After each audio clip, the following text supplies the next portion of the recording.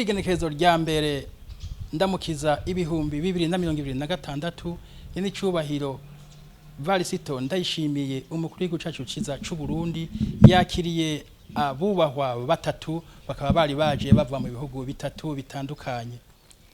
Icari kibazanye rero kwari kumushikiriza amabaruwa abagena nk'abaserukira ibihugu vyabo uko ari bitatu hano mu Burundi, bakaba bafise ivyicaro bitandukanye mu bindi bihugu. Uwa mbere yakiriwe n'umupfasoni Ture Salimata, akaba aserukira igihugu ca Gambia hano mu Burundi, akaba afise icicaro ciwe hariya Addis Abeba mu gihugu ca Ethiopia. Ubundi yakiriwe na nyene cyubahiro umukuru w'igihugu cacu ciza c'u Burundi ni umushinga ntahe Gabriel Panduleni Sinimbo.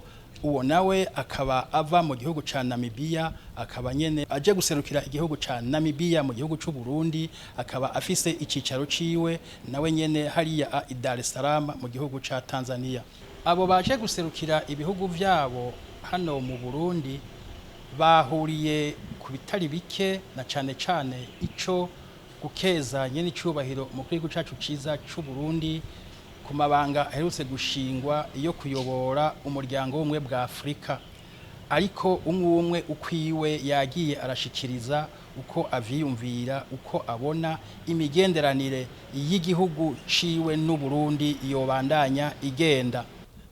Naho rero nk'userukira igihugu ca Gambia hano mu Burundi, umupfasoni Salimata yavuze yuko ivyo bihugu uko ari bibiri bifise ivyo vyokorera ko, ivyo vyoshira hamwe kugira ngo bibandanye bigiranira imigenderanire.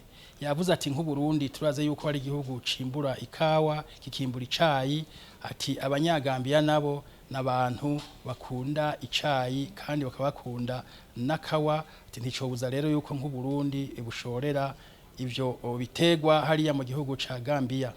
Yanavuze yuko bashobora kugiranira n'indi migenderanire haba mu vyo uburezi, mbere bishobotse bakanahanahana n'abanyeshure bakaza baraja kwiga, bamwe mu Burundi abandi hariya mu gihugu ca Gambia. Kubijanye n'userukira igihugu ca Angola hano mu Burundi, yavuze yuko ni igihugu camye gifashe mu mugongo Burundi, ni igihugu camye ari igihugu gifitaniye ubucuti bwiza n'u Burundi. Naho rero nyene cyubahiro mukuru w'igihugu ciza c'u Burundi yaciye yogera mu kuvuga yuko azi neza ko igihugu ca Angola gisanzwe gifise ubunararibonye bwinshi mu bintu byo gucukura ubutare. Acasaba ati ubwo bunararibonye bwoza gufasha Burundi haba mu kwimba ubutare eka mbere no mu kubuhingura.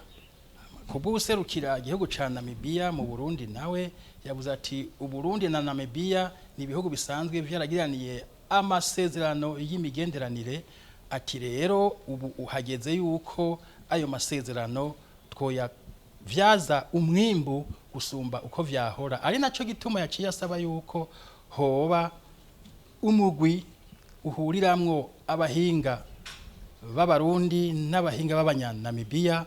Uwo mugwi ukaba woba ari umugwi nshikiranganji, gutyo rero muri uwo mugwi bakahigira vyinshi vyo batuma bashobora gufashanya umwe mu vyo akeneye.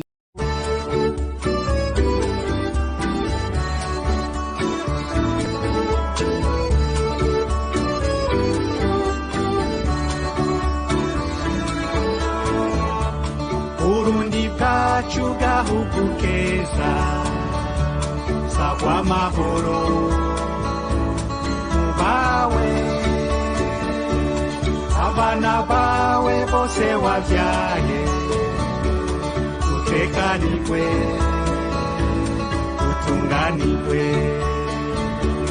Gahugu kacu umutima wa Afrika, abansi bawe bakanibona, waratemvye niwatembagaye, iyakuremye irakubona.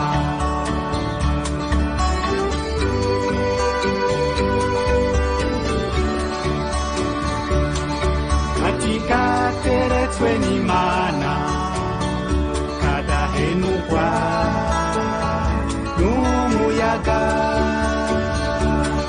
agatutu kawe Burundi kw'isi yose ntaho nagasanze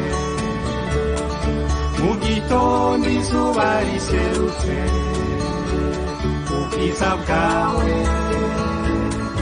boraba ku mugoroba inka zitashe Imana iruruka ikaguhezagira gahugu kacu kiteka turekira intambara abana bawe bagukunda uzogusanura uguteza imbere iradiyo televiziyo RTBB n'ijwi ryiza ry'Uburundi bwiza